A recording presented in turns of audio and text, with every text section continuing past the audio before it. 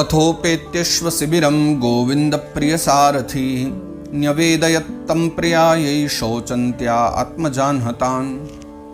तो अथ उपेत्य, इसके पश्चात में भगवान ने तो कहा, लेकिन अर्जुन ने प्रार्थना करी कि नहीं भगवान, ये गुरुपुत्र है, मैं मारना नहीं चाहता। और तब अपने परम प्रिय और अपने सारथी गोविंद भगवान के साथ, कन्हैया के साथ अथोपेत्यश्व शिविरम, फिर जो युद्ध का शिविर बना हुआ था जहां सब रुके हुए थे पांडवजन, पांडवों के शिविर में अर्जुन वहां पधारे हैं। और न्यवेदयत्तम प्रियायै शौचन्त्या आत्मजान हतान, जो अपने पुत्रों के मृतप्राय होने के कारण बहुत सोच में है, चिंता में थी, दुखी थी, ऐसी द्रौपदी के सम्मुख न्यवेदयत्तम प्रियायै, अपनी प्रिया द्रौपदी को अश्वत्थामा दे दिया, ले जाकर सौंप दिया कि ये तुम्हारे बच्चों का हत्यारा है, अब तुम जैसे चाहो वैसे आगे विचार करो।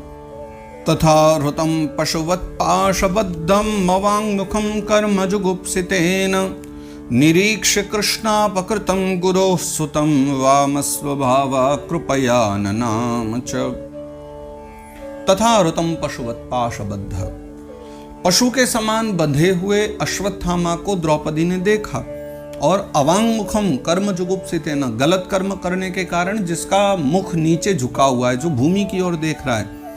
तो निरीक्ष कृष्णा अपकृतम गुरु सुतम, अपकृत करने वाले, अनिष्ट करने वाले गुरुपुत्र को कृष्णा ने देखा, द्रौपदी ने।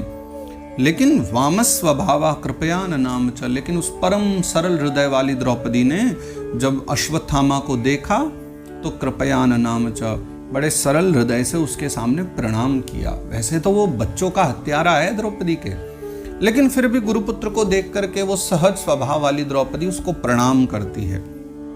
और फिर कहती भी है, उवाच चासहन्त्यस्य बंधनानयनं सती मुच्यतामेष ब्राह्मणो नितराम गुरुः। वो द्रौपदी जब अश्वत्थामा को बंधा हुआ देखती है तो चासहन्त्यस्य, उसके लिए असहनीय हो गया अश्वत्थामा को इस प्रकार बंधे हुए देखकर। और उसी समय फिर जो है वो कहने लगी, वो सती नारी द्रौपदी, कि मुच्यताम एष, इनको छोड़ दो, अभी छोड़ दो इनको, ये ब्राह्मण हैं और ब्राह्मण हमारे नित्य ही गुरु हैं, हमारे लिए गुरु रूप हैं, पूजनीय, इसलिए इन्हें मत दुखी करो, इन्हें इसी समय छोड़ दिया जाए। सरहस्यो धनुर्वेदः सविसर्गोपसंयमः अस्त्रग्रामश्च भवता शिक्षितो यदनुग्रहात्। द्रौपदी कहती है, आपने धनुर्वेद के जिन जिन रहस्यों को जाना है, और इतना ही नहीं, उनको चलाने के साथ उनके उपसंहार को भी आपने जिनके द्वारा सीखा है। और अस्त्रग्रामश्च भवता, अस्त्रों के ग्राम यानी कि जितने भी विविध प्रकार के जो शस्त्रास्त्र हैं उनका ज्ञान, शिक्षितो यदनुग्रहात्, जिनकी कृपा से आपने सीखा है, वो कौन है? स एष भगवान द्रोणः प्रजारूपेण वर्तते तस्यात्मनोर्धम पत्न्यास्ते नान्वगाद्वीर शुक्रपी। स एष भगवान द्रोणः, जिनकी कृपा से आपने धनुर्वेद सीखा, जिनकी कृपा से अस्त्रों को चलाना और उनका उपसंहार सीखा, जिस उपसंहार को अश्वत्थामा भी नहीं जानता, आप वो जानते हो, लेकिन किनकी कृपा से? और अस्त्रग्रामश्च भवता, सभी शस्त्रास्त्रों का ज्ञान आपको जिनके द्वारा हुआ, वो कौन है? स एष भगवान द्रोण, ये आपके सामने वही भगवान द्रोणाचार्य खड़े हैं, आपके गुरु खड़े। हाँ, ये उनके पुत्र हैं, लेकिन शास्त्र ही तो कहता है ना कि आत्मा वही जायते पुत्रः, कि जो पुत्र होता है पिता की आत्मा होता है। तो उस अधिकार से देखा जाए तो ये जो सामने खड़े हैं साक्षात द्रोणाचार्य का रूप हैं। तो प्रजा रूपेण वर्तते, उनके पुत्र हैं, इसलिए आपके लिए तो गुरु समान ही। और तस्यात्मनोर्धम पत्न्यास्ते नान्वगाद्वीर शुक्रपी, और आप इनको अगर कष्ट दे भी देंगे, अगर आप इनको दंड दे भी देंगे, तो आप मात्र इनको नहीं दोगे, गुरु द्रोण को भी दंड दोगे। क्योंकि आप विचार कीजिए, अपने पुत्र के मोह पाश के कारण ही जो इनकी मां कृपी है, वो गुरु द्रोण के साथ उन्होंने अग्निवास नहीं किया, वो सती नहीं हुई, क्योंकि उन्हें अपने पुत्र के प्रति भाव था। अब अगर आप इनको मार दोगे, अब जरूर वो सती हो जाएंगी, क्योंकि अब उनका कोई बचेगा नहीं, तो इनकी मां के लिए ही सही, लेकिन इनको छोड़ दिया जाए, इनको आप कोई कष्ट न दो।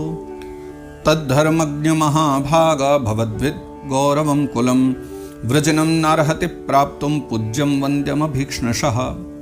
तद्धर्मज्ञ महाभाग, द्रौपदी कहती है, हे अर्जुन, हे महाभाग, आप तो धर्मज्ञ, आप धर्म को जानने वाले हैं, और भवद्भिर गौरवम कुलम, आपके कुल का ये गौरव है।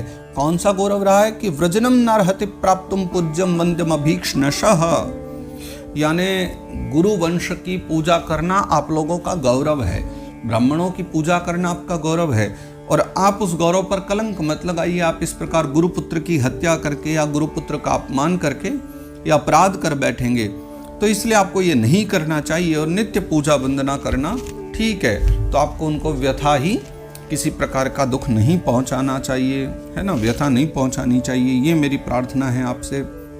मारोदीदस्य जननी गौतमी पति देवता यथा हम रतवत्सार्ता रोदिम्यश्रमुखी मुहुः।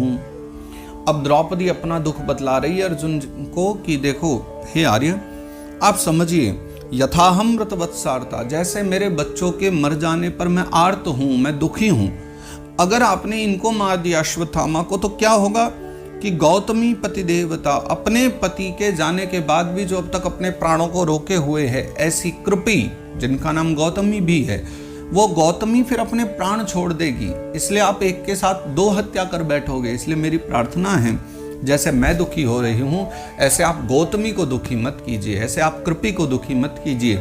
इसलिए अतः इनको छोड़ दीजिए, इन पर अपना रोष समाप्त कर लीजिए। यह कोपितम ब्रह्मकुलम राजन्यैरजितात्मभिः तत्कुलम प्रदहत्याशु सानुबंधम सुचार्पितम। द्रौपदी कह रही है कि देखो हे आर्य, ये कोपितो ब्रह्मकुलम, जो राजा जन ब्रह्मकुल की अवमानना करते हैं, जो राजा जन ब्राह्मणों को रोषित कर देते हैं, दुखित कर देते हैं, तो फिर कुपित हुए ब्राह्मण जो है उनको शोकाकुल करके और उनका नाश ही कर देते हैं, सर्वनाश कर देते हैं। हाँ, अपराध का दंड देना ठीक है, लेकिन आपको ये जो आप कार्य करने जा रहे हो, इससे एक नहीं दो लोगों का आप अपराध करोगे।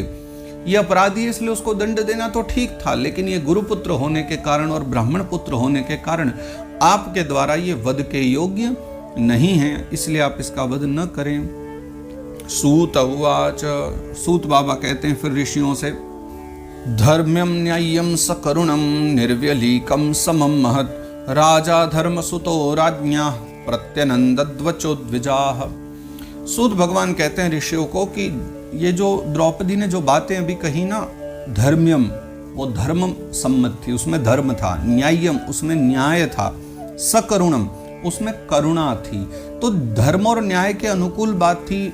निर्व्यलीकम समम महत्, उसमें कोई कपट भी नहीं था।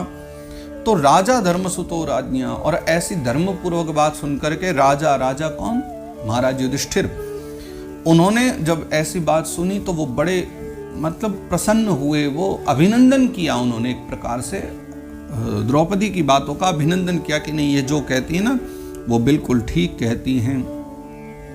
नकुलः स देवश्च युयुधानो धनंजयः भगवान देवकी पुत्रो ये चान्ये याश्च योषितः।